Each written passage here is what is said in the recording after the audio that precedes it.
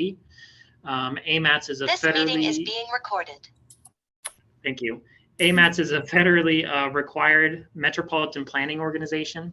So when an area reaches enough density, the feds step in and say, you need to have an MPO established. That MPO is responsible for implementing the transportation planning process outlined in federal regulations. So, looking at local plans, state plans, federal requirements, kind of integrating them all into a combined, coordinated transportation process. And so this MTP is kind of part of that process. And so we're just kind of kicking off. And so I'll turn it back over to Juan to move us forward from there. Thank you. All right, thanks, Aaron. All right, so Aaron gave you a little background on what AMATS does and some of the responsibilities that AMATS is tasked with. And one of them is this project. It's the MTP, the Metropolitan Transportation Plan. And this is why you're here joining us during your lunch, potentially on a really nice day. So thank you for joining us. The plan itself, the Metropolitan Transportation Plan, covers both the Anchorage Bowl area and the Chugach Eagle River area. So that's all part of AMATS. And I hope there's people from Chugach Eagle River here as well, because this plan does include you. So we started the project back in the fall. We went through a public process with goals and objectives, and then another public process with public comment for performance measures, targets, project prioritization criteria. That is a mouthful. And we have this great resource up. We hope that some of you have already been to it and seen it. It's amats2050.com. So it's pretty easy to remember. We wanted to make sure that was something that wasn't going to be a complicated name, but the 2050 refers to the planning horizon of this transportation plan. So it's 20 years in the future.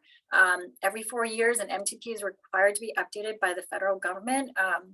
And that's what AMATS is tasked with. So we're hoping you're here to help us get some ideas, talk about issues, what things are working for you for the transportation network, and what would you change? And if you live in Girdwood and joining us today, and while you're outside of the AMATS boundary, you're using the transportation network within the AMATS boundary. So it's really critical to get your feedback as well. So with that, I'll go to just to quickly show you, let's see if this comes up, the website.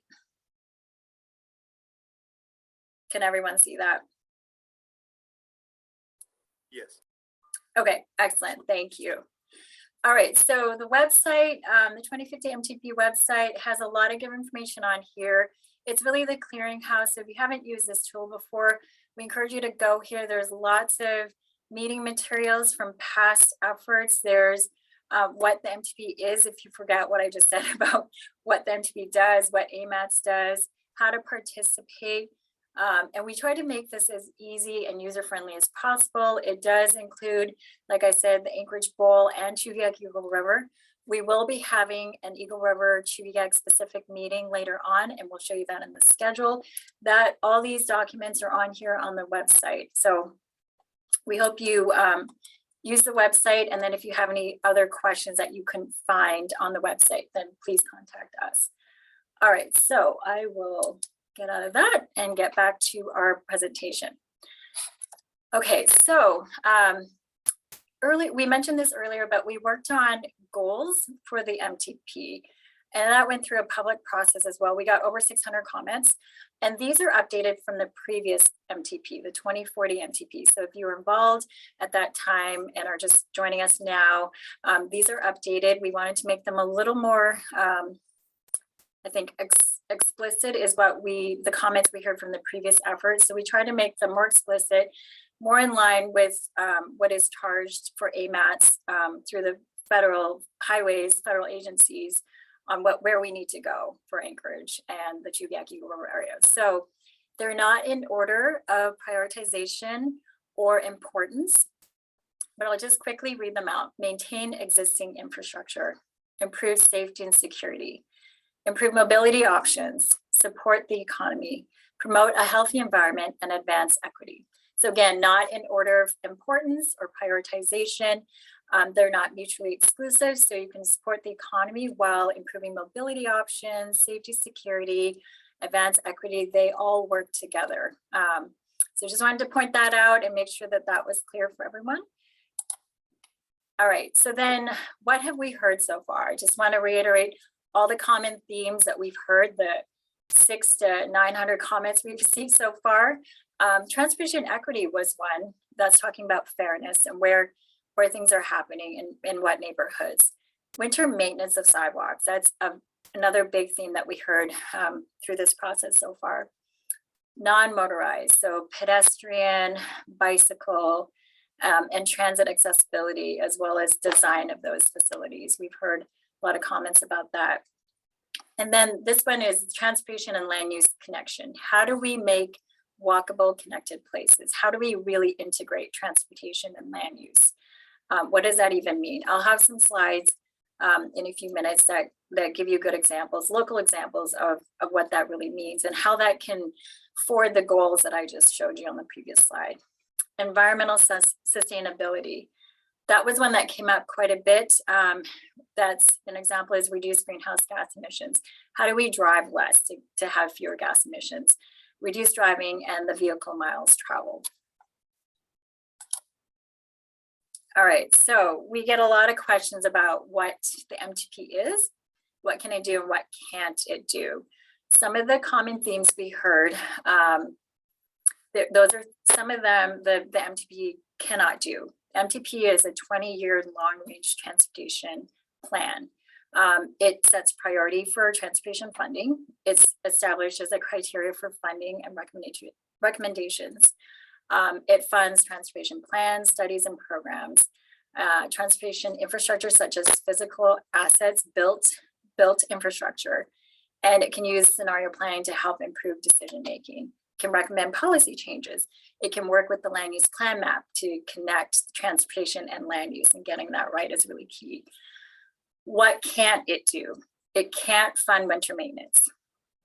So earlier I showed that was one of the major themes, and we take all those comments, but we know that while AMETS can fund projects that can help preserve our existing system and improve the infrastructure, it can't directly fund winter maintenance. It can't fund transportation operations other than air quality. That's the CMAQ funds, that's in brackets there. It can't actually design projects, but it can fund projects that are nominated, and then that becomes a design project as part of a separate process.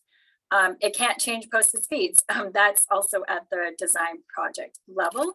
And so AMETS can fund a project that would look at changing posted speeds, but that's not what the MTP can do, and that's not what AMETS can do. And this table also shows how to address those things that we talked about that the MTP can't do. So for example, the land use plan map, obviously for land use planning. Another one that's not on here is housing. A lot of times we get comments that, hey, the transportation plan should really look at housing in this area. And that's not what the MTP can do or AMETS, but AMETS can work with other agencies such as the planning department and getting the land use plan map and showing when those are updated, showing where housing makes sense, at what density, what neighborhoods that have availability of land for new housing, for example. And then there's a couple other steps that can help the public understand, like, what can you do? One is obviously participate in plans and land use plan updates.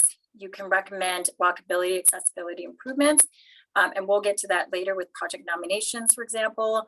Participate in public meetings, you're here, so obviously you care, and this is one of the things that you can do. And then, of course, connect with or contact your assembly members. All right, so don't want to talk at you for the whole meeting, but I just want to provide a little framework before we get into our exercise. I'm going to show you some precedent images, and that just means examples of how land use and transportation can be connected. This is also a good example of complete streets and context-sensitive solutions at work. Our performance measures, goals and objectives talk about these things, but what do they really mean? What does it look like? Where do we have that in Anchorage? We heard a lot of comments about 15-minute neighborhoods. That's just neighborhoods that have walkability. You can go to the store, you can go to the post office, you can walk or bike or take transit within your neighborhood to do all the things you need to do. What are some good examples of that? And it's also related to the first two bullets, which is complete streets and context sensitive solutions. And then what is economic activity and transportation? How are those connected? And that's really talking about our freight, our intermodal freight that we have in Anchorage. I'm going to show you this, and then we're going to do a little exercise. All right, so tying this back to the goals that we showed you earlier, improved mobility choices was one of the goals. This is Spenard, and this is a Spenard Road corridor that was upgraded a few years ago. I don't know if any of you remember what it was like before, but now it's really improved and optimized, and it really is a good example of a 15-minute neighborhood, context-sensitive solutions, and connecting land use and transportation. Before, the comments I heard about Spenard Road was that there was a mismatch between the 4-lane roadway and what was actually built out, the existing neighborhood. This lower picture shows you the high-density multifamily here and here. And down here you have a business corridor, parking, and we have transit on this street as well. There's shops, it's multimodal, and it's really a good example of all these things I just mentioned, and providing more mobility choices as well. Connecting the land use, matching the transportation facility to it, and providing the accessibility that people, the public wanted for this area. All right, so another example is Independence Park in South Anchorage. Just another example of 15-minute neighborhood, context-sensitive solutions, and transportation land use connectivity. This could also be an example of an advanced equity, as well as the Spenard example I just showed. Here we have, you're looking south on Independence Drive. We have high-density multifamily. You have single family on the other side. You have bike lanes on the road. We have pedestrian walkways and pathways. There's an attached sidewalk on one side and a separated pathway on the other side. And then this is looking north on Independence Drive. So the same intersection, but looking the other direction. And you have more multifamily. You have Fred Meyer's over here, so a store. You have businesses here. You have a dental office, medical offices, and then more multifamily over here. And this is actually the neighborhood that R&M Consultants, our offices are in. So we are also part of this mix of different types of housing, different types of businesses, and the streets, the transportation network, really matching the land use in the area. And another example of advancing equity, the 15-minute neighborhood, CSS, and transportation and land use connectivity is Fairview. So if some of you may live in Fairview, but there's good connectivity for all modes. There's transit, it's very walkable. It's a 15-minute neighborhood. There's a post office, stores, shops, restaurants, a school, a recreation center, lots of mode choices. There's great examples of urban design that really make the neighborhood feel connected through color, through street design, hardscapes as well as softscapes, and the landscaping, of course, and really walkable. So that's another example. And of course, advancing equity is Fairview. Fairview, Spenard, Independence Park is a good example of mixed income neighborhoods. All right, so support the economy goal. This one really talks about intermodal freight. We have the Port of Alaska up here, and we have Ted Stevens International Airport here, one of the busiest cargo airports in the world. Our transportation network needs to help support these two examples of intermodal freight areas. How does our transportation network help that? Our roads need to match with the cargo coming in and out of the two areas.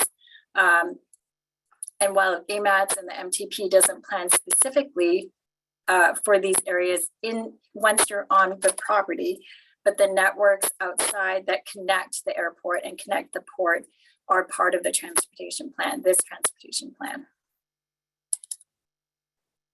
All right, so now I just want to make sure we have time to keep going here. So We're going to do the first activity, and Taryn's going to show her screen here in a couple minutes, and she's going to help take notes. But we want to hear from you. What is working?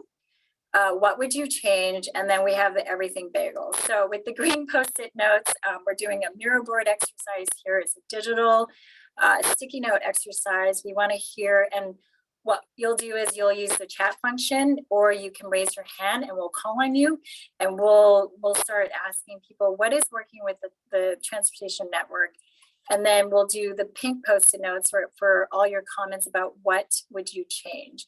And then everything bagel is the yellow Post-it notes. Maybe you think like the solution to all of this is maybe, I don't know, commuter light rail. Maybe you think we should have lots of like electric vehicle charging stations everywhere. All those big ideas, even if they don't fit into what is working, what would you change? We want to hear them, and we'll put them on the yellow Post-it notes and keep track of them, because we want to make sure that everything is open and that there's no bad ideas. They may not fit nicely into some of these categories, but we want to hear them anyways. And then we'll report back and kind of summarize what we heard so far. And then we'll move into another exercise where you can show us where are these things and why are they important to you? How do you use the transportation network? What is working and what would you change? All right, Taryn.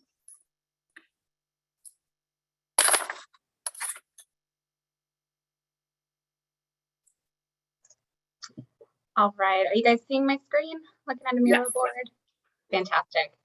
All right, so like Juan said, we really just want to hear from you, all modes. We want to know about your transportation experience here within the AMATS boundary. So we're really talking about the Anchorage Bowl as well as Chugiak and Eagle River area. So yeah, if you want to please participate in the chat function or raise your hand. The raise your hand feature is under reactions. So the bottom bar across your screen, if you hover or click on reactions, the raise your hand feature will be there. We also don't have a lot of you guys here today, so if you just want to unmute yourself, please go ahead and do so. I saw we did have one person calling in on the phone. To unmute yourself, please press *6. And we do have one comment by Julie in the chat. Julie, if you'd like to jump in and elaborate a little more, or if there's something that would fit here, jump on in.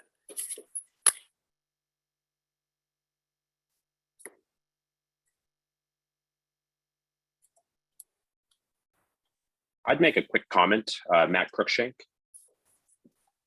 So on a lot of the GIS mapping where you saw engagement from the community of suggestions, I noticed that there was a lack of input from Chugiak Eagle River.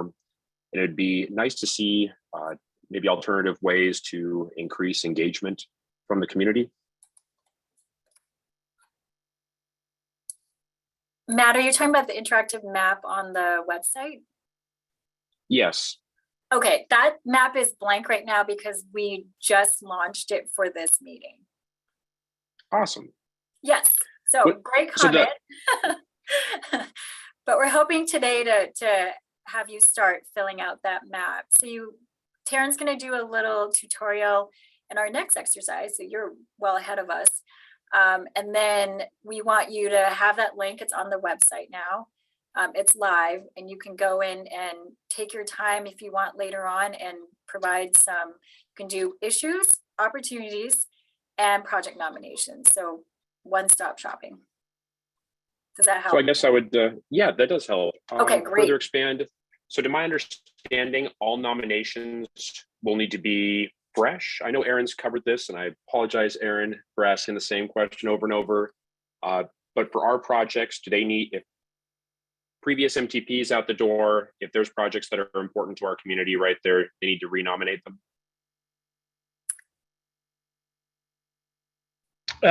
Yes, this is Aaron. So we'll actually be covering this a little later in the presentation, if you can hold on, where we're going to go through kind of the nomination process and how it's going to work. And we'll cover previous nominations. Perfect. And stuff like that. Thanks, Aaron. Yep. Awesome. So Matt, do you have any, I know you're a Chugiak Eagle River resident, so I would love to get you started on this exercise that we're doing. So what do you think is working well, and then what would you change? Can you give us one for each, and we'll get the group going? So I think there's a broken link right now to, so I spend a lot of time with community councils. Yeah. And community councils do CIP lists every single year. And I think there's a disconnect of, and nothing necessarily to do with AMATs, but a lot of those larger goals right there don't necessarily fall in the peripheral of municipality. They would be more nominations for MTP potential projects right there. And it'd be nice if there was a connect to the community council. So when they do the CIPs for certain things, that they have an avenue that can connect the two, so that you're getting feedback from the community. Because right now the attitude is all the nominations that we do for CIP are broken. We nominate things, they fall off. We don't necessarily see them on MTP, which is nothing on you, because that's obviously a different format. CIP, the municipality of Anchorage, is very different than MTP, but most of the residents out there don't know that. So it'd be nice to go maybe through an educational thing to more focus on the community councils, because they're our biggest advocate on representing the different communities out there. It'd be nice if they could understand these larger projects of how to give them momentum. That's a great comment. That's a process question and an educational thing that would or could or should be changed. And also, we are going to cover that later, Matt, about the CIP and how that plays a role in the MTP nomination. So again, you're well ahead of us, which is awesome. And Aaron will cover that in our last couple of slides. So I hope you can stick around for that. But just briefly, we're going to take the nominations from the community councils and include them in the nominations because they have been vetted already. So there you go. That's super exciting news. That's awesome. Cool. Okay. Awesome. Thank you. Yeah, and I see Lindsay Hayduke has a comment in the chat that she agrees with Matt as well on that comment. Let's see, I'd like to have a better connection between the CIP ranking and having those nominations considered in the MTP rather than just talking to folks and renominating those. Another comment in the chat before we move on is, in fairness, all the traffic to the Matsu and northward goes through East Anchorage, hence traffic congestion, pollution, and low air quality. This is from Julia. Would like to see another route pursued and built, i.e. the bridge, and the objection of Government Hill actually be weighed against East Anchorage impacts, and their objection, let's see, their objection automatically cancel the project. All right, lots there. I hope you're able to capture that, Taryn. We can definitely include that in what would you change, and copy that right from the chat. Thanks, Julia. Okay, let's see. Anyone else want to unmute themselves or raise their hand? Tell us what is working. Tell us what you would change, and then everything bagel. I think there were a couple of things in Julia's comment in the chat there that I think fits into a couple of the categories there, including everything bagel. So we do have one let's more by see. Catherine. Sorry. I don't see anyone unmuted or with their hands up. Again, the hand raising is under reactions, but you can always use the chat. We'll make sure we check in there. While I'm waiting for someone to unmute or raise their hand, let me just take a look at the next comment in the chat from Catherine Roberts. What she would change is roads, Benson and Northern Lights particularly. Loving that a lot of people want the 15-minute neighborhoods, cities, walkability is so important. And that's what that was supposed to be. It says Strodes. Is it Roads? Strong Towns reference? Oh, Ben. Streets and roads. Strodes, yes, thank you. New portmanteau word I've never heard of. All right, awesome comment. Thanks, Catherine. Taryn, let me know if you need me to repeat the comment there. This is Diana at the Anchorage Park Foundation, and I'm sorry I came in late. The link didn't work, and we were trying to figure out how to get in. This is a dumb question. What are we saying is working, and what would we change? We're saying that, hi, Diana. I'm glad you could join us. Sorry about the link, but what we're saying is like for the transportation network that AMATS is in charge of helping to plan, program, and fund as part of this Metropolitan Transportation Plan, we want to know what is currently working in the network, so including the Anchorage Bowl and Chugiak Eagle River, and then what would you change about the transportation network? And that could be not just the network, but earlier we had a good comment from Matt from Chugiak Eagle River about process, how the CIP process can be integrated or linked to the MTP project nominations. We had a good comment earlier from Julia on, weighing a new road alternative to connect the Valley and Anchorage. And that went under what would you change, and also everything bagel, because a bridge to connect Government Hill to the Matsu Borough is something that could, it could fit into a couple categories. So does that help? Yes, I do have something then that might fit into this. Yeah, go for it. I would say that the downtown 5th and 6th Street corridors may be working for traffic moving, but it's not working for downtown revitalization. So just the speed of the corridor and just the way that corridor works. I mean, it's like so amazing. Like if you put it on Google, what's the fastest way, to get on the Glen Highway, get out of town? It's just, going downtown, and zipping through downtown is the quickest way to do a lot of things. So I think that is working if you're trying to get people away from downtown or zip them through downtown, but it's not working for revitalizing our downtown and having people in our downtown. Right, that's a good point. So that's 5th and 6th, which are one-way streets, right? 5th going one way into downtown, and then 6th going through and out of downtown the other direction. So it's great for mobility, so for moving traffic quickly, like you said, but not as good for making downtown a destination, not focusing on potentially the access or the adjacent land uses. So Taryn is copying half of that comment to what would you change? All right, let's see. I'm just gonna check the chat real quick. So I'm going to throw one more in if we're on it. Yeah. Artillery Road, inbound traffic to Eagle River Chugiak is a bottleneck, and distribution to Business Boulevard and Old Glen. The traffic gets quite bottlenecked, funneled right there. The bridge on Eagle River has been a great improvement, but still the inbound traffic to Eagle River needs a lot of work. So that's something you would change, right, Matt? Yes, it is. Okay, awesome. Thank you. I think Taryn caught that. All right, let me just go to the chat really quickly. Catherine had a comment, I think, similar to what Diana said about downtown. The streets move people out of downtown instead of keeping them in downtown. And then Lindsay wrote that downtown in general also doesn't work well for bicyclists. There is no on-street bicycle infrastructure, even though folks need to ride in the roadways. Okay.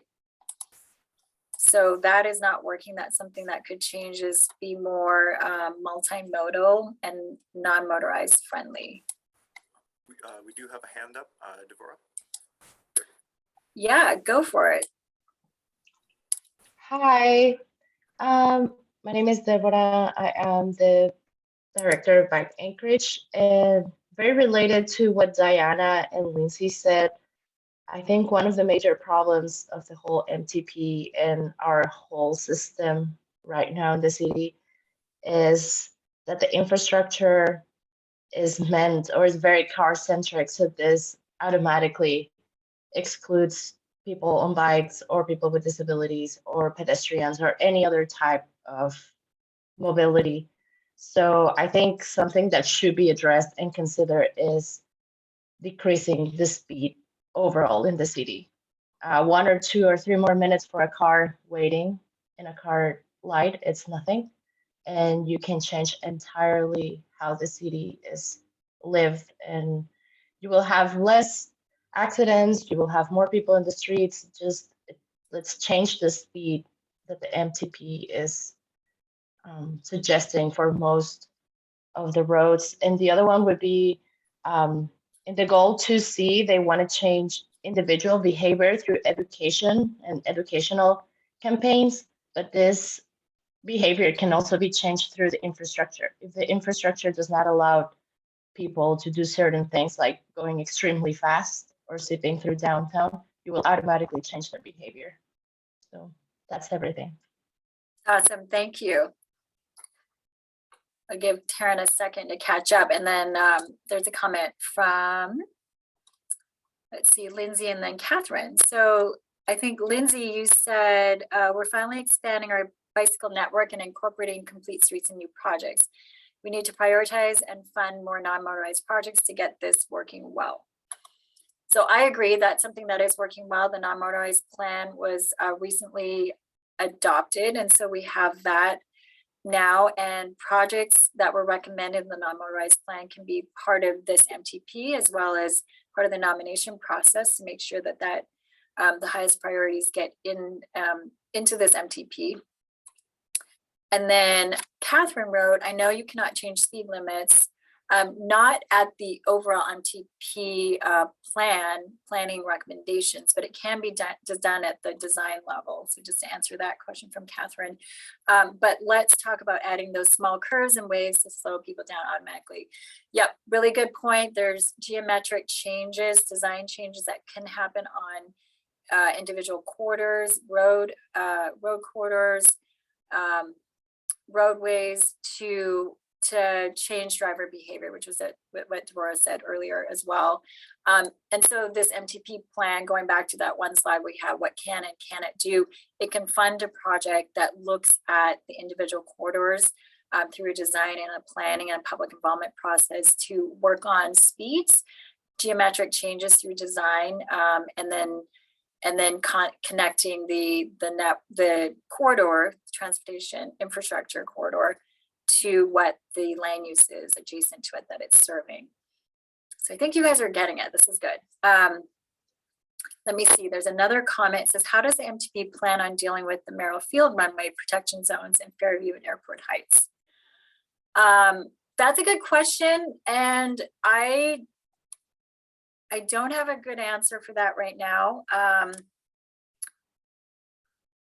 And I think Merrill Field is working on a study right now, so we can track that definitely. Let's see, Julia has a comment about 5th and 6th Avenue traffic are timed to the speed limit, but most people haven't figured that out. Not sure how to make that known so that people don't speed for nothing and keep people on and under the speed limit. All right, so that is a similar comment to what we heard earlier about 5th and 6th, and this one's more about speed limits and traffic timing. Ben, did you have something? Sorry. Just want to make a quick note on time. It's 11:37, so just so we have enough time for the next. Yeah, awesome, thank you. And I can't hear you very well, Ben, so I don't know if your mic is quiet, but turn it up. Yeah, so Ben was just saying for everyone that we're just keeping track of the time. And I think we're going to wrap this exercise up so we can move on to the next one and then have time to show you the project nominations tool that we've built for this project. All right, giving Taryn a second to catch up. She added some gold sticky notes, so I think those are everything bagel. Taryn? Yeah, just keeping sure that the traffic comments are all together. Yeah, I feel pretty good. I think I pulled everything over from the chat, and this is by no means the end of this conversation. Our next activity is really going to keep it going. So with that, I'm going to leave the Miro board. This does get saved and show you guys this next activity, which is the show us physically on the map what issues and opportunities we see for our transportation network. So just to orient yourselves a little bit on this, you are going to have access, and we're going to encourage all of you to visit this map after the meeting to continue this and give us your detailed comments moving forward. But this is an interactive comment map. It's built using Esri products, and you're going to have this beautiful splash window that gives us some directions on how to use the map and everything. We can talk about this more in detail later because I'm going to. Oh, Taryn, hold on. I'm sorry. You're breaking up a little bit. Odd. Yeah, that's better. Maybe you're closer to your mic now. Okay, let me try again. When you enter the map, you're going to have this splash window that has directions on how to navigate and use all of the tools on this map. I'm not going to go through that right now because I'm going to be the one driving it, so you don't have to worry about that. But now we're actually looking at the Anchorage Bowl Chugiak Eagle River AMATS boundary. And I have a whole series of types of comments that I can leave on the map. So if you guys want to talk about a specific intersection. Oh, breaking up again. Sorry. Juan, I'm going to hand it over to you then. Okay. Yeah, you can drive the page. And so the green is the AMATS boundary. So it's what we talked about earlier. The AMATS boundary is a little different from the entire municipality of Anchorage boundary. It doesn't include Girdwood or anything south of Powder Marsh, but it does include the Anchorage Bowl and the areas, including the Glen Highway connecting us to Chugiak Eagle River. And then I think it ends at Eklutna if you want to go north a little bit. Yes. With that, that's the boundary that is on there. And so what we want you to do is you click with your mouse on the legend that Taryn showed you earlier. It's the comments or project nominations page. So we're using one tool, like I said, one-stop shopping. You can click on, for example, connection or roads, and you have a comment about that in a very specific location. So Terrence is going to do a quick demo here. Oops, you want to, yeah, it didn't quite take, there you go. Okay, so connection or route, so that auto populates. And what would your comment be? Connect, this might be unpopular with this group here, but connect Elmore Road from O'Malley to Abbott, for example. There isn't a connection there, so maybe that's something that people who live in the neighborhood would want. The name and the email section is optional. If we have questions about your comment or your nomination, it would be good if you wanted to include that so we can follow up with you if we have any questions, more specificity. And then we're making the zip code field required just because we want to be able to track, and it won't be linked to a specific person, but we want to just make sure we can see the distribution of comments from different zip codes. So live in Girdwood, but you use the Anchorage or Chugiak Eagle River network, we still want to know your comments because you're using the system that's within the AMATS boundary. And then you can upload a file. If you know of a major issue, for example, we heard that, asphalt between on Patterson between East 6th and East 10th is really terrible and falling apart. And you have a picture of that, and that's your comment. It's the issue. You can upload a picture on a file, and that will be part of your comment to us, and we would be able to track that and file that with that comment. Pictures are really helpful, or if you have other files you want to upload, you can totally do that in this tool. We're trying to really reduce kind of the barrier to providing comments. This website, this interactive map is also mobile friendly, so you can use it on your phone if you don't have a computer, a desktop to sit down at. It is linked to the MTP website, and Taryn, I think, can show you like how to find that. It's like one layer from the. Sorry, Taryn, you have a comment. File types accepted for the interactive map can include GPS or GPX files if you want. Thank you. All right, so then what's great is once you submit your comment and hit save, other members of the public can see that comment and they can say, yeah, this, I completely agree, and add to it, or you can see that your comments have already been addressed by one of your neighbors, and so that's going to be captured.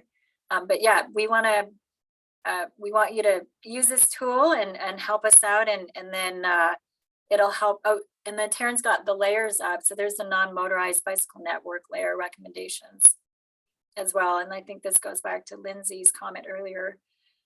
There's some other layers that you can toggle. This is under the layers tab at the top, the layers list. So you can put the land use plan map on there. And this is based on, like Taryn said, an Esri GIS product. It pulls in the municipality of Anchorage's GIS layers. So everything should be updated and accurate. If you find something that isn't, you know, shoot us a quick email and we can definitely try to fix it. All right.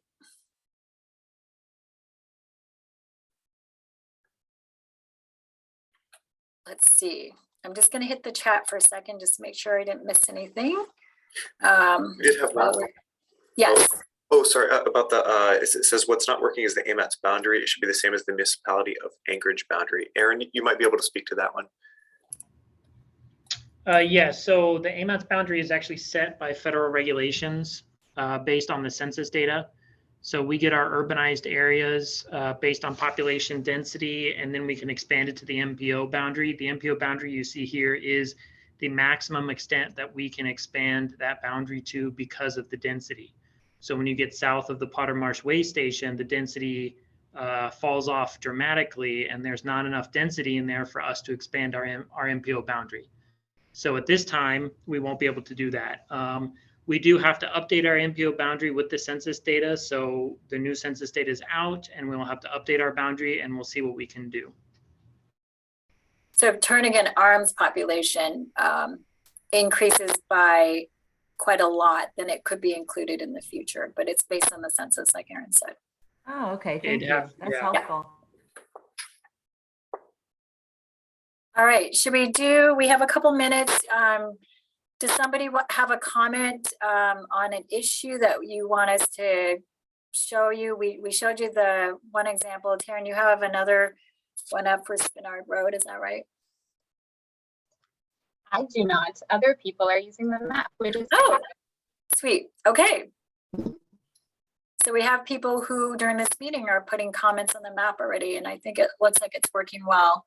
Do you want to click on that one, see what we have? So you can read other people's comments.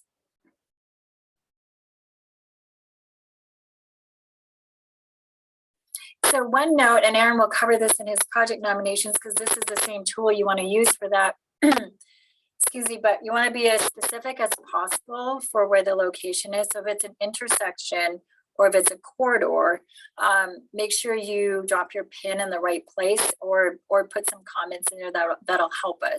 The more specific you can be, the easier it is for staff later on, AMAT staff, to look at these project nominations or issues and really be able to track them properly.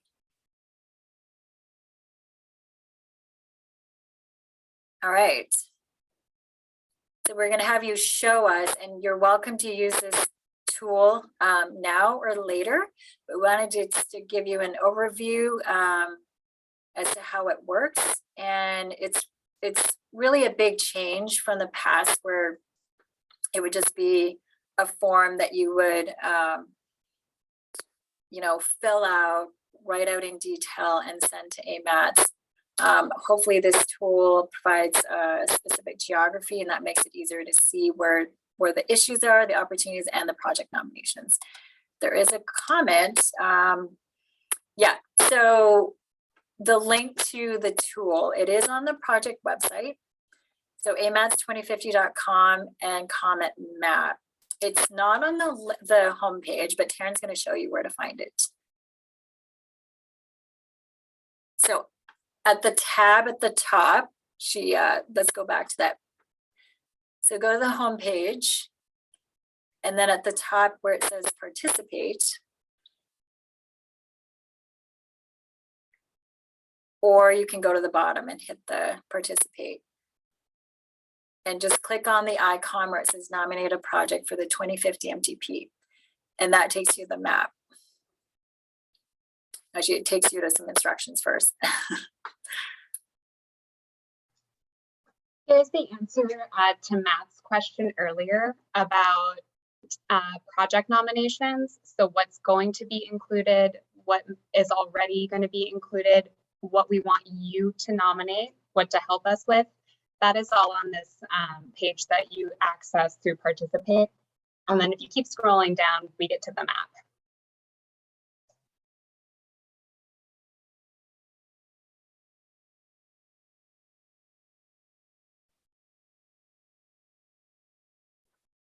So there's some good instructions on that first page that Taryn just minimized. If you forget, there's like a set of like 4 to 6 steps and instructions. And then we're back to the map.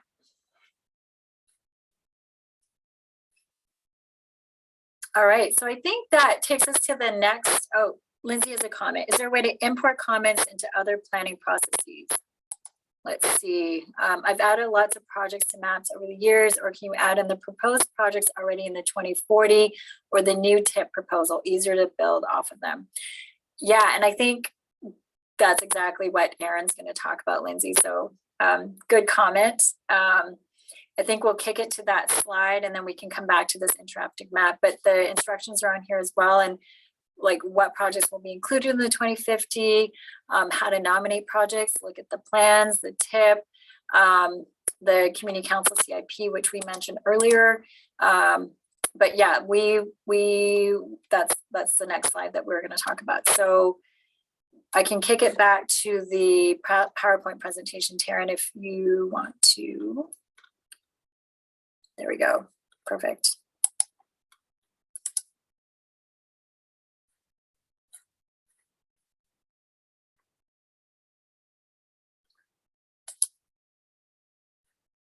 All right, so everyone can see that project nominations and scoring. So I'll have Erin talk briefly about how to do that. We covered some of it already with the interactive map, but here's some good, easy to understand instructions on how to do that. Hello again, everyone. So we tried to make some quick adjustments to how we were going to be doing nominations as part of the 2050 MTP based on feedback we've heard from people. And so we're doing away with the traditional nomination form, and you've already seen the interactive tool, and I'll talk about the email method and kind of go through that. But I wanted to touch on a couple of things about the project nominations and the process kind of. So there are 2 main bullets here, projects that were nominated for the 23 through 26 TIP. So the TIP is a smaller version of implementing the MTP. So think about the MTP as kind of like an umbrella of transportation projects, and the TIP is a small portion of funding those transportation projects. It's a 4-year funding program we manage as AMATs. We recently had a nomination process. We got 142 nominations, and I know a number of people on this call participated in that, so thank you. Our plan is to carry forward any nominations of projects that were not included in the 23 through 26 TIP. So what that means is if you nominated a project for that TIP process, you do not have to nominate it again as part of the 2050 nomination process. Just repeating that, you don't have to nominate it again. You're more than welcome to, but it makes it easier for us if you don't nominate it. However, if you have additional information you would like to provide on a project you nominated, please feel free to send that information to us and we will incorporate it in. And then secondly, we are continuing forward what we did for the 2040 MTP, and we're going to draw from the CIP lists for all the community councils within our boundary, which I believe is 37 community councils because we don't have Girdwood in ours. And we are going to take the top 3 projects from the community council lists and automatically incorporate those in as nominations. You're more than welcome to nominate any of the other projects that are on the CIP list. It's just even 3 top projects, that gives us 100 and some odd projects that we're going to have to incorporate in on top of the 100 some odd we're carrying forward from the TIP. And some CIP lists are pretty extensive, so we can't incorporate all of them automatically. And then to move on, where are some places that you can look for nominations if you're interested, like what has been nominated before or what projects have been there before? The 2040 MTP is a great place to look for projects and say, we want this one nominated again. one of the things we wanted to do with this MTP also is get away from this idea of automatically carrying over every project from the 2050 or 2040, because a lot of those have been carried for years and kind of just moved forward. We want kind of a fresh take on the nominations for the 2050. It's a good idea to refresh it now. But if you want to nominate it, please feel free to do so. And you'll have a lot of the project information in there already that should help with that. The AMATS non-motorized plan is also a very good plan, as it was just adopted and has an extensive list of projects. And then any other plans within the AMATS area. So there's a freight mobility study. We have a congestion management process, any of the local plans. If there's anything from the climate action plan that you would like to nominate, please feel free to do so. That helps us be able to incorporate those documents into our process as well. Okay, next. Okay, so how to submit a nomination. You've already seen the interactive map where they talked about how to do that. So it looks like people are already starting to use that. So thank you very much. But we recognize that not everyone wants to use that or can use that. So we also have the option to send an email to AMAT staff, and you can do that at amatsinfo.org. We'll have that information available on the website. So if you do email a project to us, we ask that you try and provide the information we have listed here as much as possible. That is very similar to what we have on the interactive map. It's what issue does the project address, and we list what issues we're kind of talking about here. If there's another issue that we don't have listed on here, please feel free to add that in as part of your nomination. Give us some kind of project description. You know, this doesn't have to be pages of information, but having some good idea. We'd like to improve X road because of these reasons. That gives us something to build on. And then project location. You know, specificity is very helpful for this. If somebody just says there's an issue with Muldoon Road, that's not as helpful for us in the project nomination. But if somebody leaves their contact info, we can easily reach back out to them and see if we can get some more specificity for that. I guess if you guys let me know if you have any questions on the nomination process.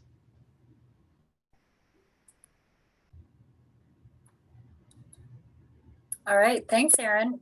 Okay, we just have a couple minutes till our next virtual open house starts at noon. So with that, I'm going to go to the next steps.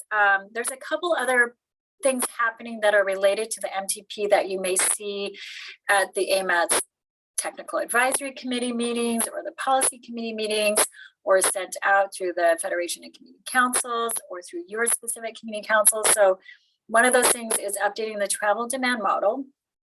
And this specific model update is to support this transportation plan update as well. We are currently working on a system report card, compiling existing data so that we have a really good snapshot of what the Anchorage Chuyak Eagle River system looks like. Where are the deficiencies? How do we, as we move forward to the next steps in the plan, plan for those, program those, fund those if they need fixing. And then for future participation, some of you may have attended, but the AMATS Technical Advisory Committee and Policy Committees are monthly all year round. They're every 2 weeks. And typically when we take something through for the MTP, they go there first. And then it gets released for public comment. So I would encourage you, if you can, those meetings are virtual as well as in person. So there's good options there. And then we have more public workshops planned in 2023 and 2024. This is on the website as well, but we have a graphic scheduled timeline of our future public workshops. So this is the first one. Like I said, our second one is going to happen in the spring of 2023, so probably the first quarter of next year.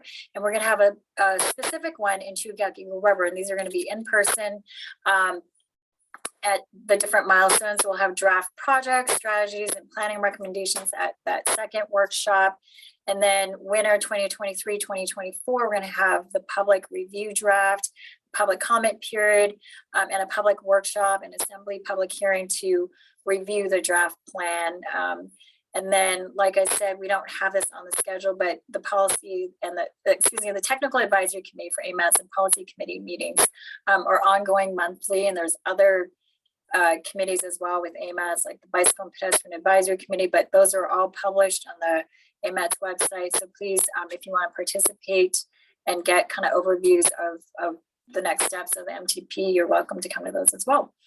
And then the final approval is August of 2024 for FHWA to approve the final MTP. So those are kind of our milestone deadlines and schedule meetings coming up. And this is on the project website as well. So let's see, I'm just going to check the chat real quick before we adjourn, everyone. Let's see. Okay, so Aaron had a couple comments in response to Lindsay's question about planning processes. We don't have a system set up for integrating all the comments from all the different planning processes, but he'd like to capture her comments that are related to the MTP moving forward. All right, good. So with that, we are about to start our next meeting. We're just going to repeat this presentation and the exercises, so you're all welcome to stay if you want to participate again, or you can come see us tonight, 6 p.m. at Fairview Recreation Center. Send us an email. Let's see. Yeah, Erin and I, our contacts are here, phone numbers and emails. We'll also have a copy of this presentation posted to the website and the recording if you need to go back and watch it or listen to it. And if you or if anyone you know missed it and want to participate and want to get the overview first, it will be posted after today as we finish up with our public meetings today, 3 public meetings.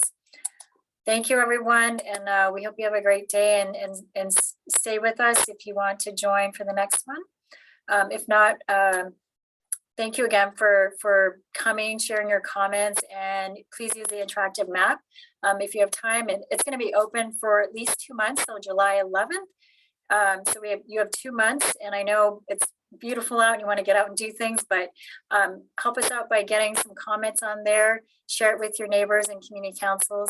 And we should have, after the July 11th deadline for submitting these comments and project nominations, we'll be able to start sorting through them and then have a summary to send out so that you can see everything that you posted. All right, thank you, everyone.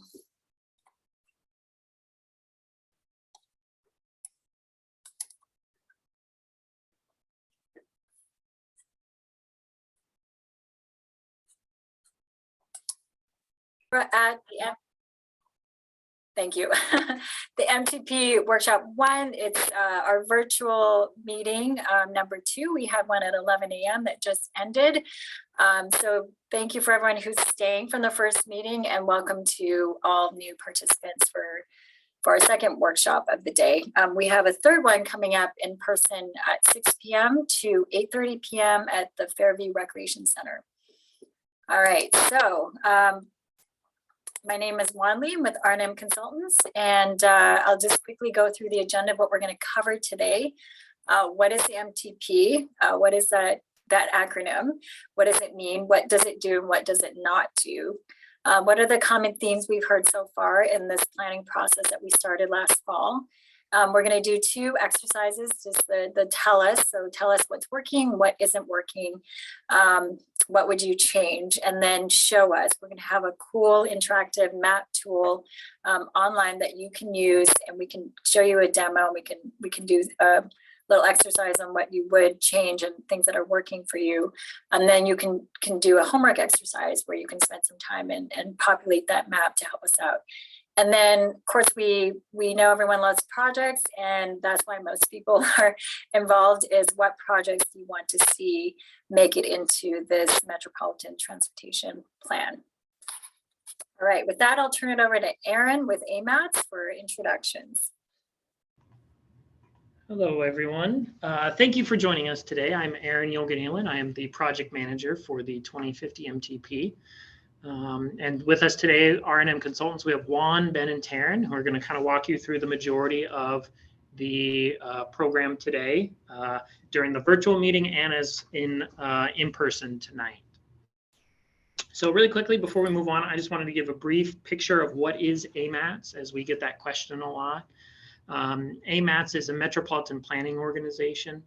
When an area reaches a certain density, federal designation requires that an MPO be established. That MPO is required for implementing the transportation planning process.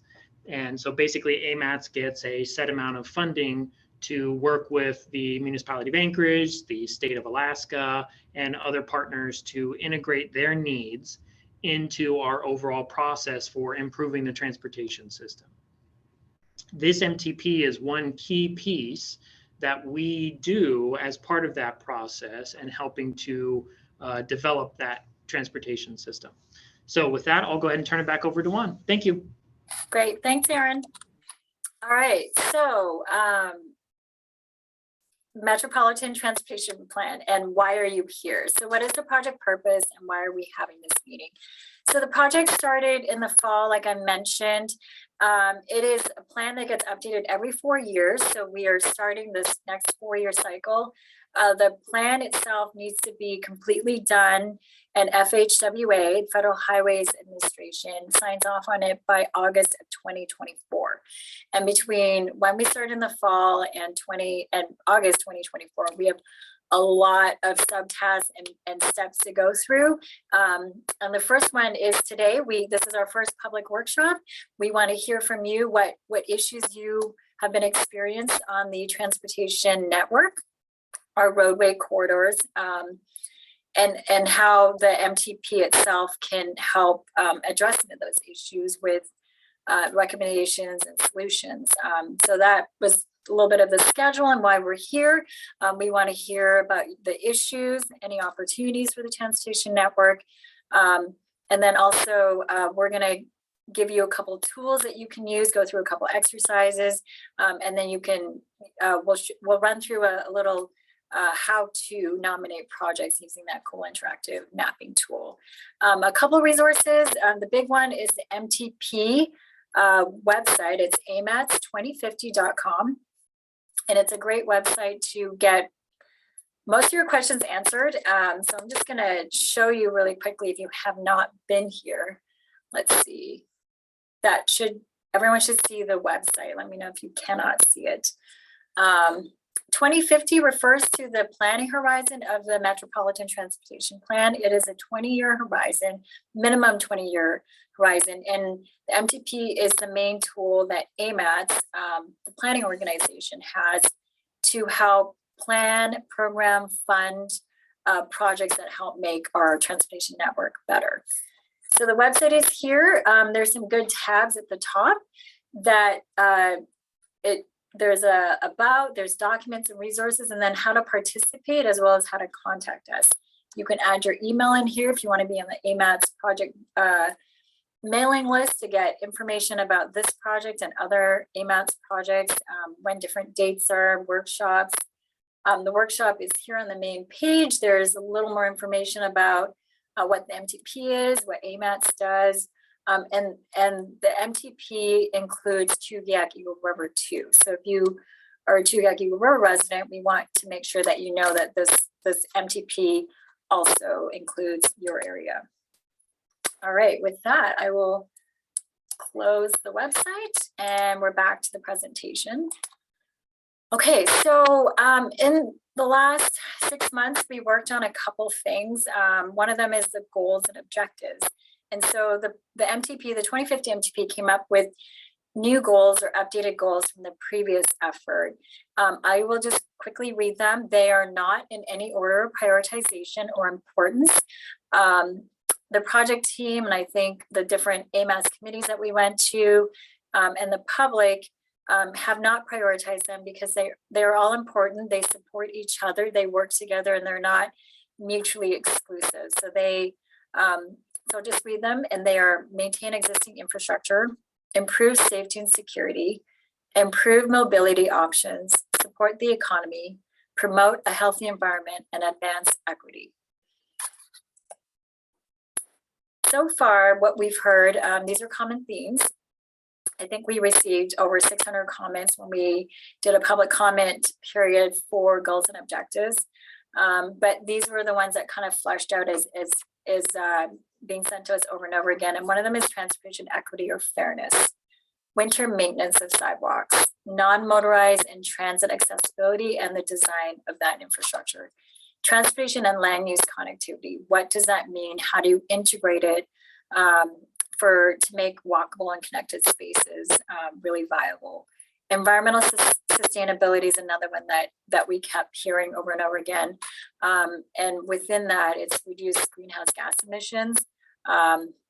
And one of the ways you can do that is to reduce driving or reduce the vehicle miles that you travel in a vehicle.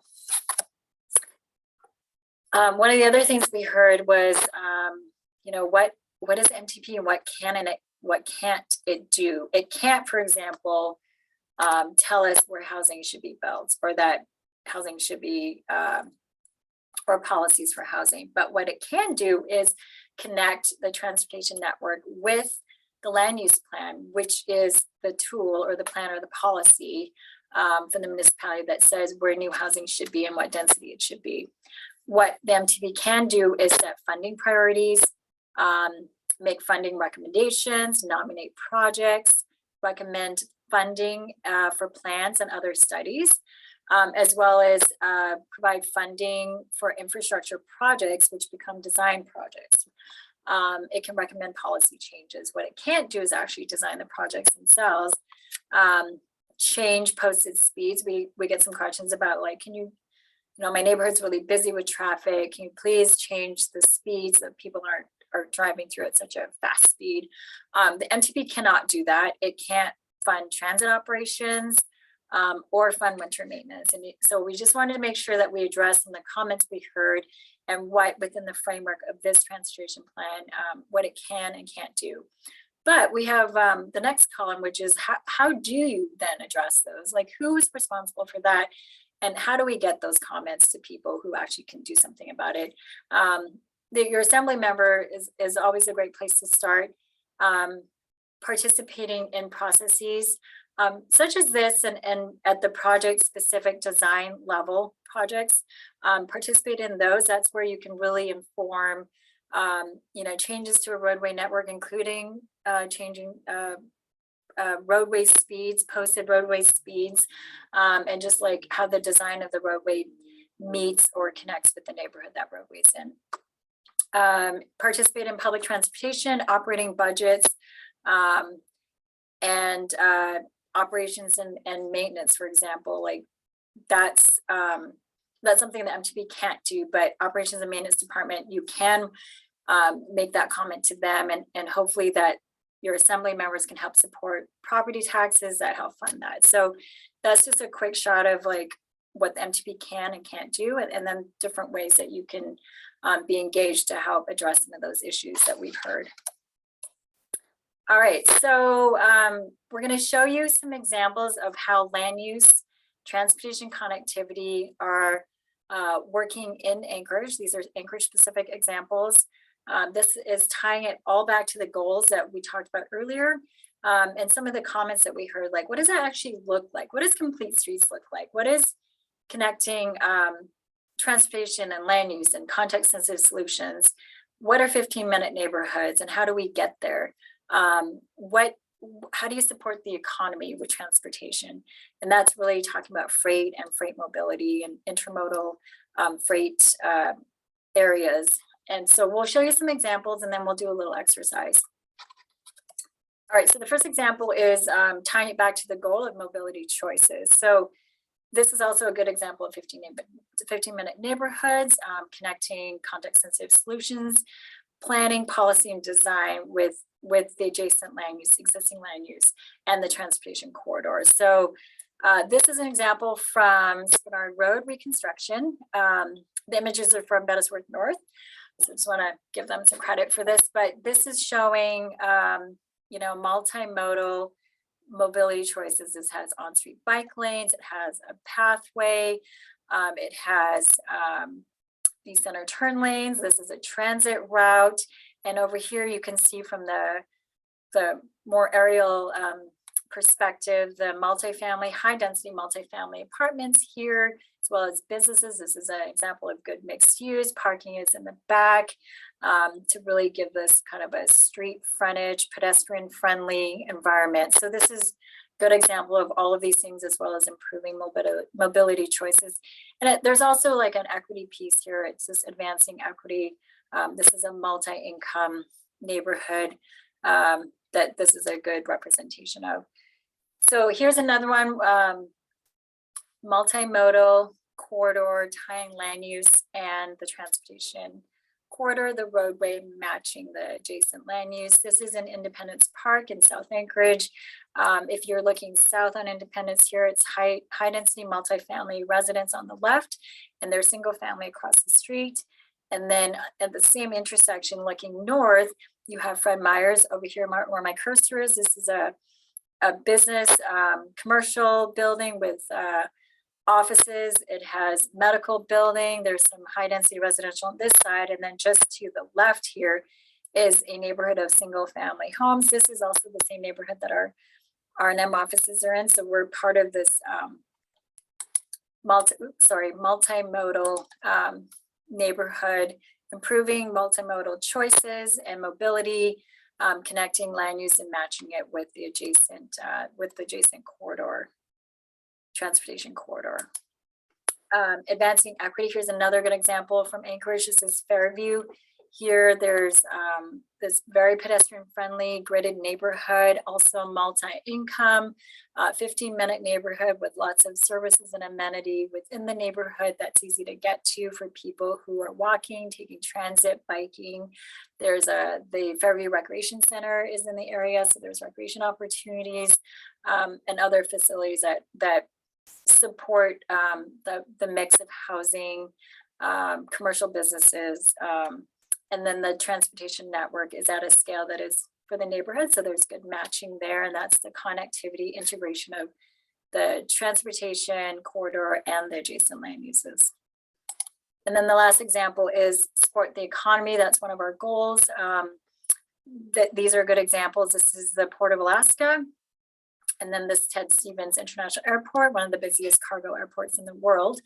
And how does that connect to our transportation network? How does the transportation network support the economy?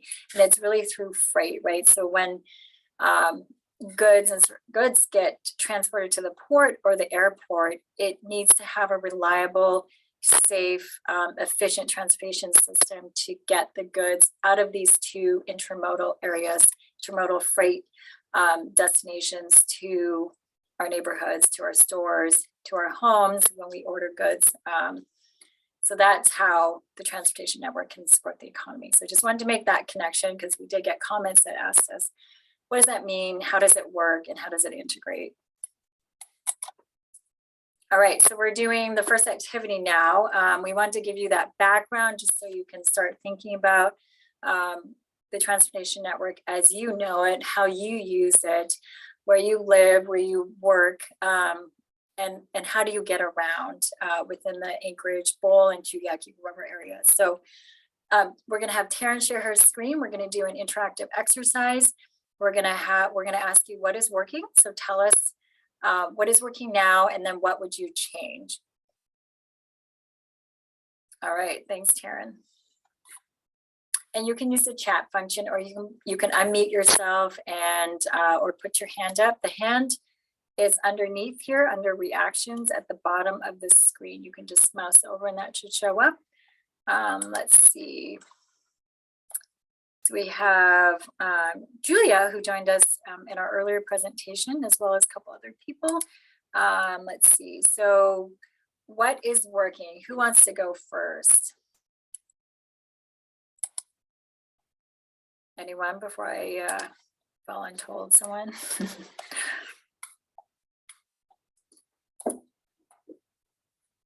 I think earlier we heard that some of our corridors work great for moving traffic, for example, or moving freight, 5th and 6th Avenue downtown. So that's an example of something that is working. But on the flip side, it's not great for slowing down traffic or making downtown more of a destination instead of just a place that people travel through and out of. So that was a good example of what is working, what should be changed, and how that could be changed. So with that, anyone even the AMAS team, anything from you on what is working and what things you've heard from the public that could be changed? Let's see. Okay, great. So Julia has a comment in the chat, and I'll just read it. It's intersection of Northern Lights and University Drive is not working well. The turning lane onto University Drive going northbound changed to 2 lanes, but should be changed to a tunnel or an overpass. Okay. Northern Lights and University not working, turning lane onto University Drive, going northbound. So Julia, just to clarify, you're inside the UMed district and you're wanting to go left on Northern Lights, is that correct?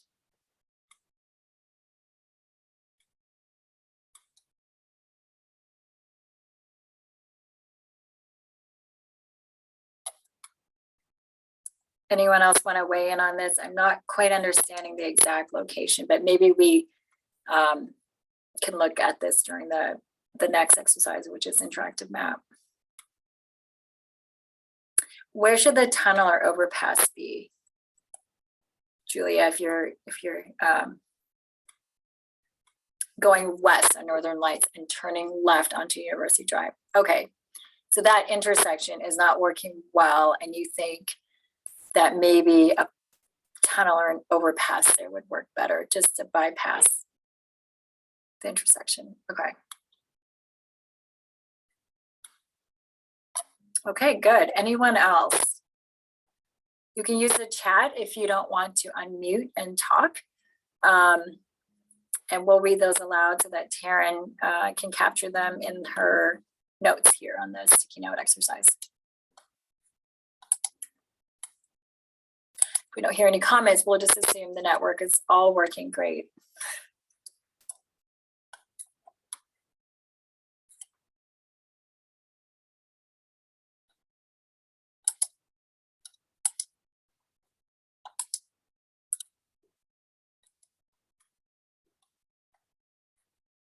All right, it looks like everyone is good with our network, and there's nothing they would change. Ben, you have any good ones that you had heard earlier that maybe we should include here?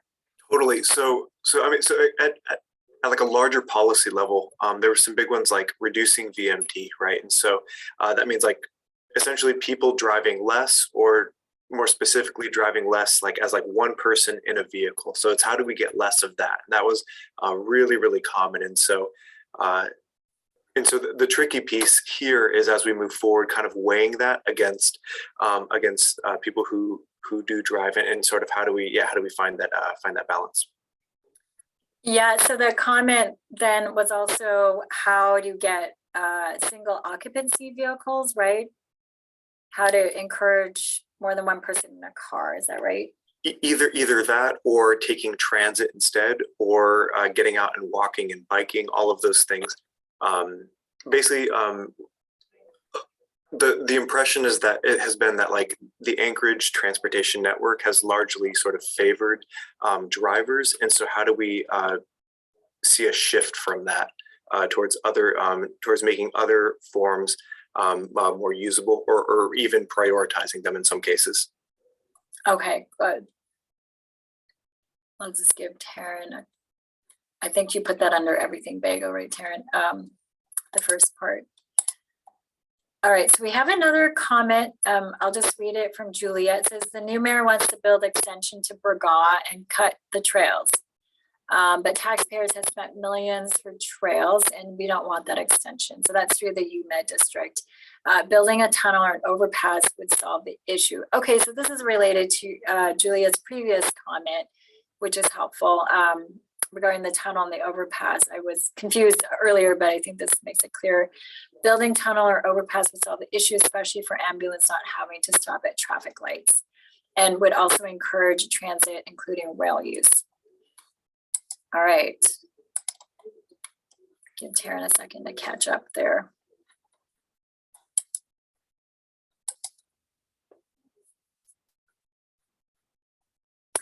Any other, what is working and what is not working, and what are the kind of the everything bagel, like kind of big ideas that may or may not fit? It could be a policy, it could be a partnership, a funding comment that could fit under the yellow sticky note category. Anything there from anyone?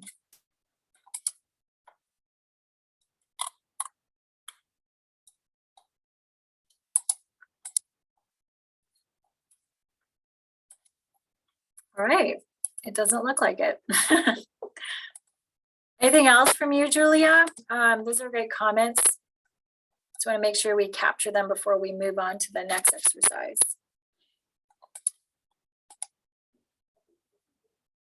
All right, Taryn, you're caught up. We're good? I believe so. Yep. Okay, great. Actually, Julia had one more comment. It says, besides some year-round freight and the Alaska Railroad is mostly used in the summer. That's a good comment. We haven't heard too many comments about the rail, so that's good. And we got another one. Let's see. Should be used for transit to Valley in the winter. So like a commuter rail service of some kind, I think is what that comment is getting to.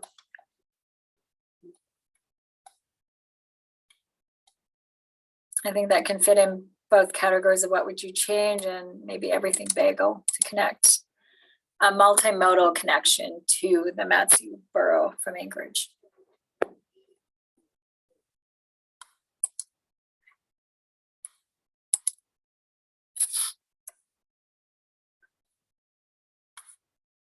All right, so once Taryn's caught up, she's gonna show us the interactive map on how to make these same comments on your own homework exercise.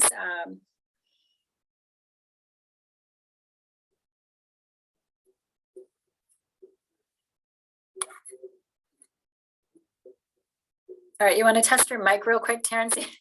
Make sure we can hear you this time. I'm not overly optimistic much has changed, so let me know. It sounds good.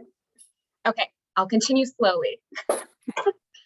This is our online interactive comment map. We are seeking input from the public on any issues, opportunities, as well as specific project nominations for the MTP. So this map is linked through our public website. We'll show you how to get there in a moment. But once you navigate into the map, you're going to be welcomed by this splash screen. It has some directions on how to use the map and additionally how to navigate the map. So I'm going to close out of this because I will be navigating for you for this part of the exercise. And the first thing you're going to see is this dark green line. This is the AMAT's boundary. So it includes the Anchorage Bowl as well as Chupiak Eagle River all the way up to Eklutna. So we've got some comments that have already been populated. This happened during our 11 o'clock presentation, as well as people going in and dropping comments already, which is fantastic. So each one of those symbols correlates to a specific comment or project nomination type that is changeable as you go in and use this map. So we can poke on a couple of these, but before we look at the comments already dropped, I do want to show the layer list over here. So as you navigate this top right toolbar, we've got the comment editor is the first one. This is where you can leave new content for us to review. You have the ability to upload your own data. I don't recommend spending too much time here. This is more for those expert Esri people. We have a layer list. This is the one I would love you to play around with. We've uploaded additional information that might help you make a bit more educated project nominations, including the non-motorized plan that was recently adopted. We've got the bicycle network recommendations preloaded for you. So if you want to see which project has already been put forward in that bike plan, you can turn that on. We also have the pedestrian corridor recommendations layers. And I'm also a big fan of the 2040 land use plan designations. So if you turn this layer on, this is the land use plan for the Anchorage Bowl. So you can see where our city centers are going to be, where we're anticipating having higher density housing. which will again help make that land use transportation connection. So play around with those layer lists on your own, but we're here right now to hear from you. And if you have issues or opportunities that are specific to the map, I will write those in for us. And again, you can also go back into the map and add them at any time between now and when we close project nominations. So I'll hand it back to you, Juan. Thanks. All right, thanks, Taryn. Does anyone, I think we talked about some of the what's working and what you would change just now. That was the tell us, and now you can do the show us. So it might be good, Taryn, just to show how a comment can be put on here. Maybe this comment for the University Drive and Western or Northern Lights, to add a comment. Let's see, I would say that would be a, is it access, connection, or routes, design or experience, maintenance, safety, or traffic flow or delay? I think it might be traffic flow or delay. So you just click on that in the legend, put your mouse on that intersection. And yep, so I think the comment from Julia was about the intersection and recommending maybe a tunnel or an overpass, I think her comment was, to improve this intersection.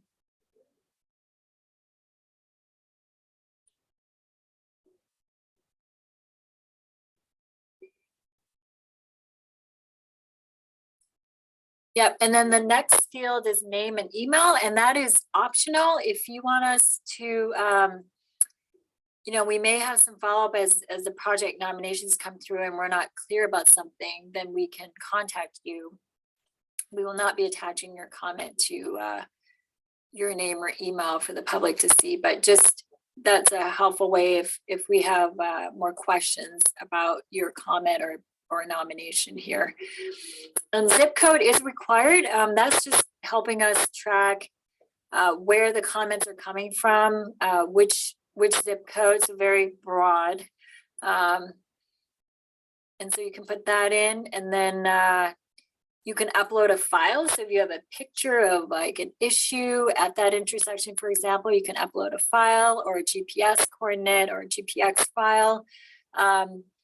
And then you would hit save, and then that your comment gets saved, and the rest of your neighbors and the rest of Anchorage who are involved in this process can see your comment and add to it, or just know that, hey, that was the same comment I would have put, someone already captured it. So that's helpful too. And it also helps your project team sort through not having, 50 comments for the exact same place.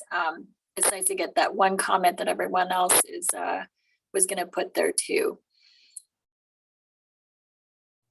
And then here you toggle to the legend, it looks like, Terrence, so we can see what those different categories, the color, where you drop the pin, different color, and what those categories are.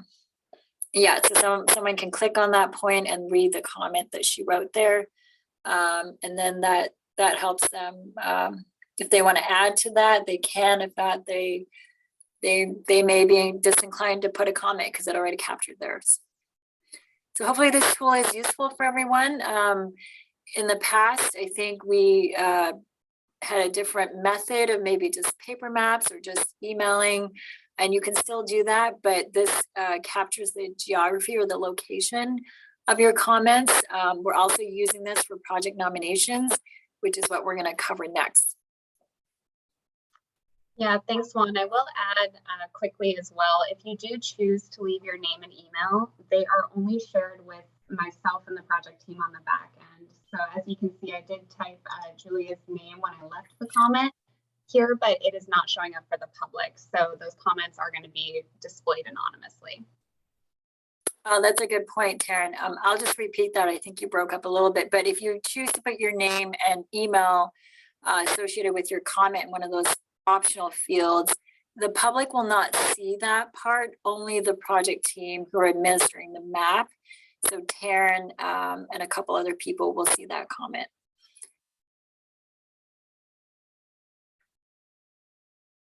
All right, does anyone have any questions about the map and how to use it, or what what the point of the map tool is.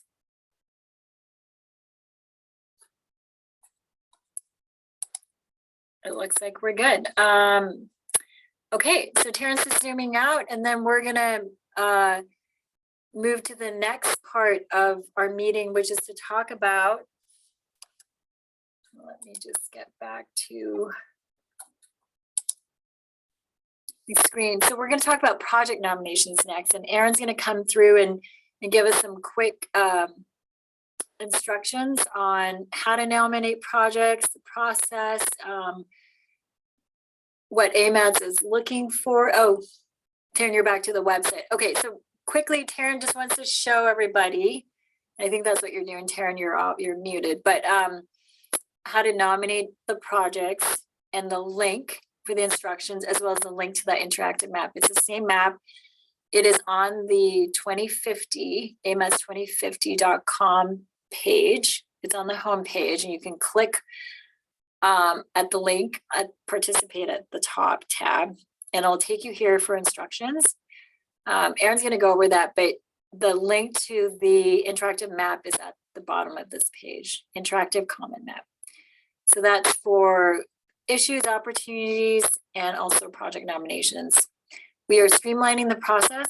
You can still send an email. On the right, it says amatsinfo@anchorageak.gov, or you can use the interactive map.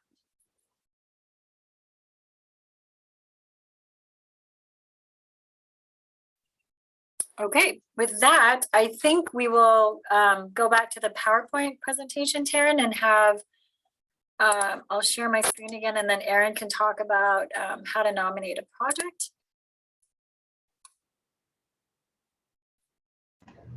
Hello, everyone again. So partly the nomination process was just covered by Juan and Taryn, so I won't spend too much time on that, but just a quick couple of pointers before we get to that again. So as we've changed our process and are not requiring an actual nomination form anymore, we made two shifts kind of in the process. The first is any projects that were nominated as part of the 23 through 26 TIP. So the TIP is our 4-year funding program.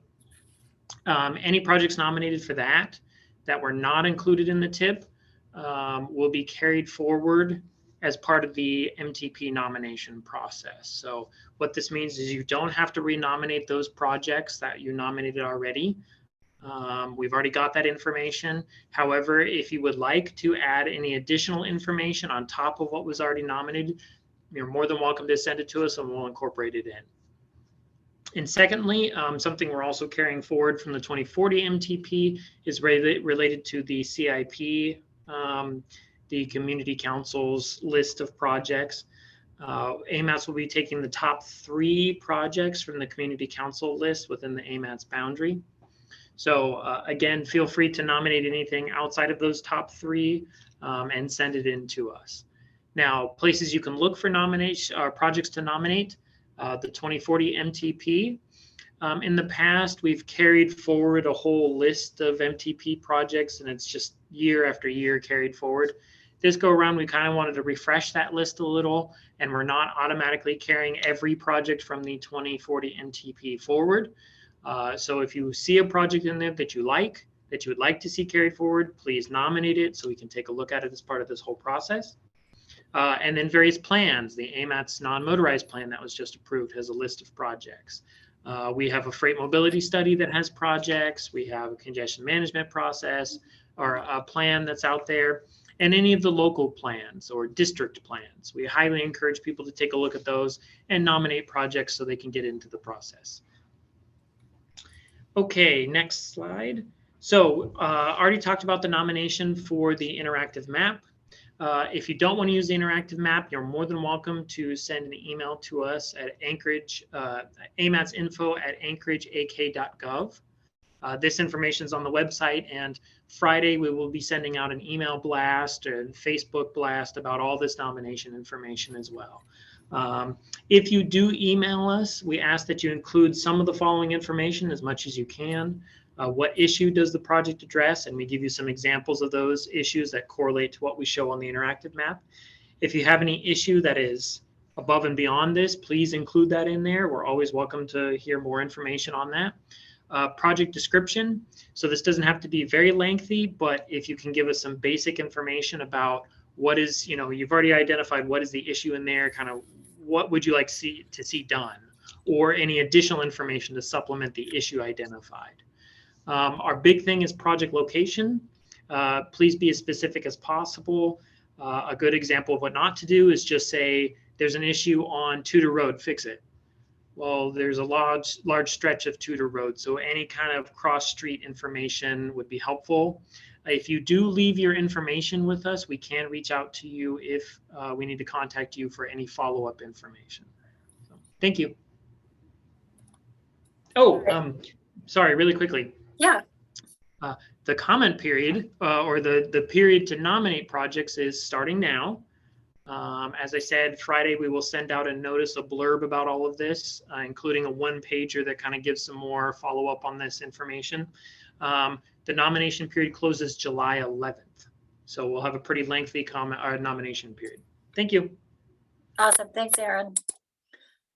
All right, so we're just wrapping up our meeting, and I just wanted to talk about a couple of next steps. There is some concurrent planning happening that supports the MTP. That's the travel demand model. We're going to be using that later on, so it needs to be updated with the Anchorage Eagle River Network socioeconomic projections, and that'll help us later on as we try to prioritize some of the projects that are nominated, as well as some of the policy changes.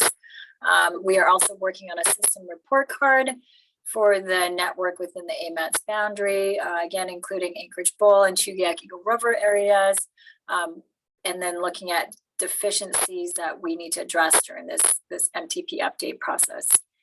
There's a lot of opportunities for future participation. This is the first workshop of 4 that we're having. We're going to have an Eagle River specific one. I'll just show you the graphic. This is also on the project website, and we will be posting the presentation, the PDF, as well as the recording for anyone who wants to go back and look at this. But the easiest way to get to this is the project website again. But we'll have, this is a kind of a milestone schedule. Spring 2023, we'll have our second set of workshops to work with you on project strategy and phasing recommendations. And then in the winter of 2023 and 2024, we'll have a draft of the MTP for public review, and we'll have a workshop on that to go over all the recommendations and implementation measures. And then the AMATS Technical Advisory Committee and the Policy Committee will review that draft. We'll revise it based on public comment and their review, and send it forward to FHWA for their approval to meet the August 2024 deadline. So with that, I wrapping up the meeting. If anyone has any comments, we also have one more slide which has our contact. It's also on the project website, but you can also get a hold of Aaron and I. Our emails and phone numbers are on there, as well as on the project website. If you need to follow up with us, if you have any questions, if you have any information you're looking for, and you can't find it on the website, please don't hesitate to contact us. With that, we hope to see you guys tonight if you're available, 6 to 8:30 p.m. Fairview Recreation Center. We'll do a slightly different exercise in person. We have a little more time at that meeting as well to do a hands-on mapping exercise with paper maps. But all the information you've received today is very similar to what we're presenting tonight at the meeting. Again, the interactive map is available, it's open. So you can go and spend some time doing that if you'd like. And like Aaron said, we have 2 months where that interactive map is open for comments. So your issues, things you'd want to change, and then project nominations as well. Any last questions? Oh, let me just check the chat real quick. Oh, thanks, Taryn. So she posted the link to the interactive map and the comment map and the project nomination map, the one-stop shop map, to the chat as well, if anybody wants to click on that and then bookmark it for later.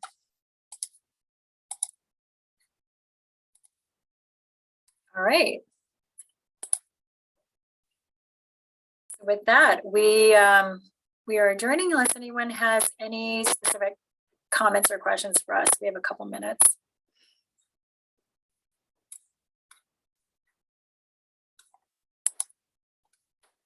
Okay, seeing none, I think we are adjourned. Thanks again, everyone, for joining us, and I hope you have a great rest of your day.